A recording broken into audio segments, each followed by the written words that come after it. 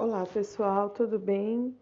Hoje o tema abordado será sobre eutanásia, distanásia, ortotanásia, mistanásia e suicídio assistido. Somos uma turma de especialização em saúde pública de 2021 a 2022. A professora é a professora Odete Bonato, é a nossa professora de bioética. Os membros são Agnes Oliveira de Almeida, Andréia Garcia do Nascimento, Anne Joyce Ruiz Nascimbem, Brenda Sampaio, Gisele Marindás Reis Santos, Michele da Silva Vicchietti, Tamires Ribeiro de Souza. Bom, o que vem a ser a bioética? Bioética é uma introdução grega que traz a ética da vida, como seu significado. O estudo da bioética surgiu lá em meados das décadas de 70 e ela veio com o objetivo de regulamentar e trazer reflexões às ações relacionadas ao crescente advento da ciência, através de pesquisas com seres humanos e aplicações nas ciências biológicas com grande potencial de impacto sobre a vida humana. A bioética ela é derivada do estudo da ética, que aborda questões morais, de comportamentos e condutas em sociedade. A bioética intermedia desde maiores a menores conflitos relacionados à vida existentes na sociedade, e entre eles encontramos o processo de morte e morrer como um dos principais conflitos existentes dentro da bioética, pois ela abrange desde questões científicas, fisiológicas, processo morte, até aspectos culturais e religiosos.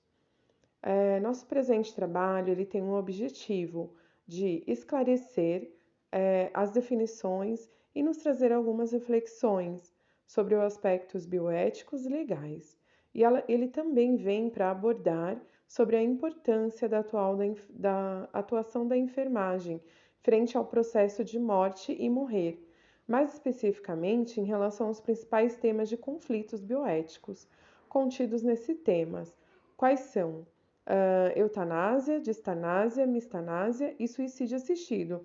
E nós vamos falar um pouco de cada um deles. A eutanásia e suicídio assistido. A eutanásia ela tem origem grega, eutanatos, significa boa morte, morte serena. A eutanásia ela pode ser classificada a dois tipos, a ativa e a passiva. A ativa é a morte negociada entre o paciente e o profissional, e a eutanásia passiva que ocorre quando existe a interrupção de cuidados médicos. O suicídio assistido e a eutanásia são práticas realizadas para abreviar o sofrimento insuportável e sem perspectiva de melhora ou de sobrevida. No suicídio assistido, o paciente, de forma intencional, com a ajuda de terceiros, põe fim à própria vida, ingerindo medicamentos letais. Na eutanásia ativa, uma terceira pessoa, a pedido do paciente, administra-lhe agente letal, com a intenção de abreviar a vida e acabar com o sofrimento. Bom, aqui temos o Código Penal, o artigo 121, tá? Ele fala um pouquinho baseado sobre a pena em relação à eutanásia, porque aqui no Brasil, a eutanásia, o suicídio assistido, no Código Penal, ele é classificado como um crime contra a vida, artigo 122, que proíbe o ato de induzir ou instigar alguém a suicidar-se ou prestar auxílio para que o faça, a eutanásia no Brasil. Ela é considerada homicídio conforme o Código Penal. Tá? Então, aqui no Brasil a gente não pode realizar a eutanásia, porque ela é proibida. Aqui algumas imagens, né, relacionadas à eutanásia, provavelmente os familiares indo visitar, né, antes da pessoa falecer. Tá?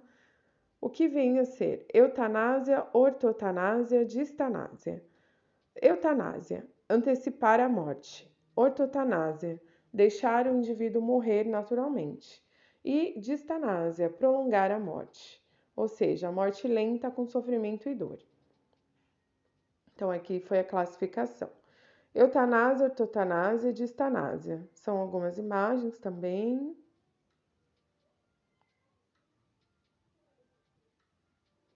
Bom, agora vamos falar um pouquinho sobre o que vem a ser a distanásia, tá?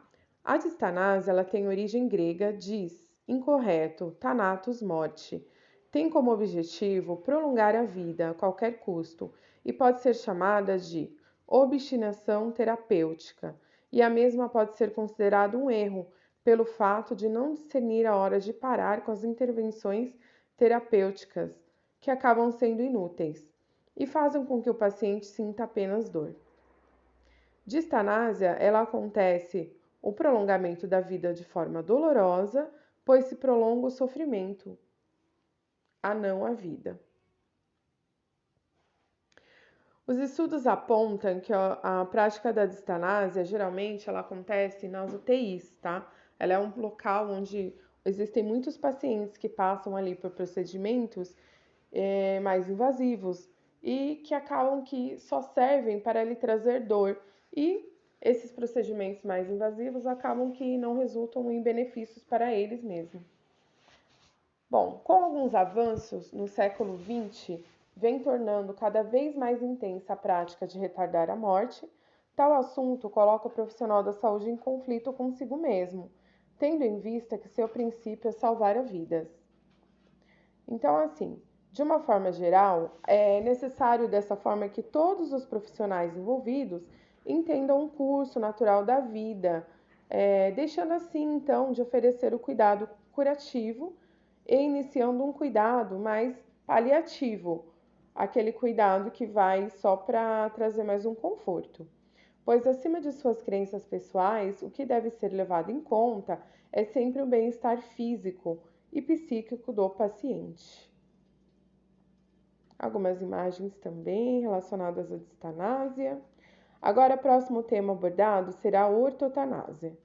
A palavra ortotanásia tem origem grega, onde orto, correto, thanatos, morte, e a mesma está respaldada no princípio de oferecer ao paciente uma forma mais digna, sem sofrimento, ou seja, uma morte mais natural, tá? A distanásia ela é totalmente o oposto da a ortotanásia é completamente o oposto da eutanásia e a distanásia.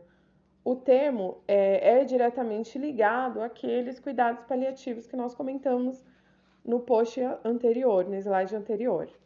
Porque a ortotanásia ela pode ser definida como um comportamento médico e da equipe de saúde frente a um quadro irreversível ou incurável, como, por exemplo, pacientes oncológicos, tá? Então, aí já pode se tratar como tratamento paliativo. Alguns profissionais da saúde defendem as limitações terapêuticas, oferecendo assim cuidados proporcionais à finitude do paciente, deixando que a vida siga o seu curso natural, assim priorizando a dignidade do paciente e realizando também o acolhimento ao familiar do paciente e de certa forma o preparando para o momento da morte propriamente dita. Bom, na UTI, de 9 a cada 10 médicos na UTI praticam a ortotanásia, tá? Que seria mais essa parte dos cuidados paliativos mesmo. A mistanásia. Mistanásia tem origem grega, sendo mis, infeliz, thanatos, morte, significando morte infeliz, miserável, precoce e evitável em nível social e coletivo. Trata-se da vida abreviada de muitos em nível social. Por quê? Porque existe violência, a negligência no atendimento hospitalar, drogas, chacinas, falta de infraestrutura, condições mínimas de se ter uma vida digna, como saneamento básico, tratamento de água, de esgoto e outras coisas. Conhecida também como eutanásia social, trata-se da incapacidade econômica sanitária e socioeconômica da sociedade em decidir a vida do doente, ou seja, oferecer mais subsídios e melhores tratamentos a quem tem mais chances de voltar à sua vida normalmente, deixando assim de custear o necessário para assistência de doentes incuráveis. Essas mortes por mistanásia são por vezes desconhecidas, por se tratar de mortes que acontecem nos porões da sociedade, em seus alvos são aquelas vidas de menor valor. Que, claro, a gente sabe que nenhuma vida é de menor valor, todas têm importância.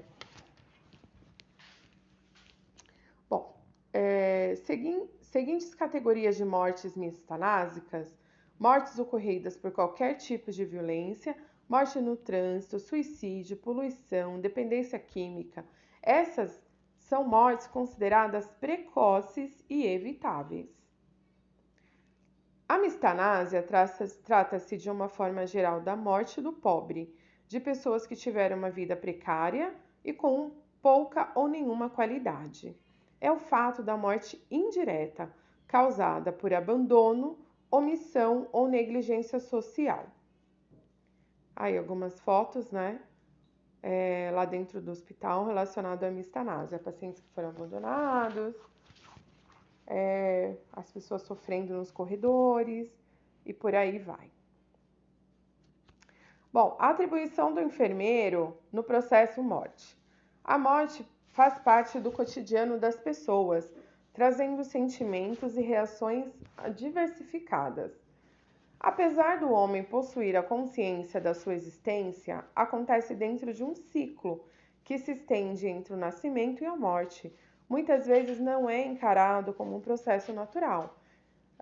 Muitas vezes o enfermeiro se reconhece como limitado ao trabalhar com pacientes fora de possibilidades terapêuticas de cura, angústia e sentindo-se muitas vezes fracassado na realização do seu trabalho. Então, nós como profissionais da área da saúde, a gente acaba se sentindo angustiado de não poder ajudar, né? E dá uma certa sensação de que está fracassado porque aquela pessoa ela não tem mais uma sobrevida, uma possibilidade de cura, e aí acaba que o profissional da área ele pode ficar angustiado nesse sentido. As atribuições do enfermeiro no processo morte tangem ainda a forma como o enfermeiro para ele lidar com o processo morte e morrer dos pacientes, porque esse é o fim de todos, né, na verdade. Pode-se perceber que o fato de alguns deles não se envolverem afetivamente com pacientes pode sim apresentar uma estratégia de minimizar o sofrimento. Então é usado como uma válvula de escape, né? De não se envolver efetivamente para não sofrer depois. O enfermeiro necessita compreender a morte e não apenas explicá-la. Para aprender esse conhecimento, é fundamental que a educação esteja para além das considerações biológicas. Nesse sentido, é fundamental que a enfermagem saiba trabalhar com esse processo por meio da educação para a morte, envolvendo o quê? Comunicação, relacionamentos, perdas, situações nas quais reviravoltas podem sempre acontecer e em qualquer fase do desenvolvimento. E essa está baseada nos questionamentos, na procura do autoconhecimento e busca do sentido da vida. Como disposto na pesquisa, a morte e o processo de morrer são inerentes à existência humana e compõem uma importante parte do ciclo existencial, pela qual todo ser vivo, racional ou não, terá de vivenciar. Além das definições mencionadas, foram permeados também os aspectos bioéticos legais à atuação do enfermeiro frente à morte e o processo morrer. Dadas todas as informações, concluir-se que a morte e o processo em que ela se desenvolve, apesar de um tema delicado e evitado por diversas vezes, merece um olhar atento do indivíduo, da família, da sociedade e principalmente dos profissionais da saúde, em especial os enfermeiros, que atuam em todas as suas etapas. O conhecimento sobre a temática, aspectos bioéticos, legais, dos recursos e ferramentas disponíveis é de extrema importância para que a morte seja encarada e tratada de forma natural, humana e desmistificada. Dessa forma, todos nós da equipe, os médicos, enfermeiros e todos os profissionais da saúde atuantes na assistência, devem sensibilizar-se para o tema, buscando munir-se de conhecimento sobre a morte, o processo de morrer e os aspectos que permeiam a fim de prestar uma assistência cientificamente baseada, sem abrir mão da humanização ao paciente e à família em que vivenciam o momento final da vida. Muito obrigada. Referências bibliográficas aqui no final. Muito obrigada.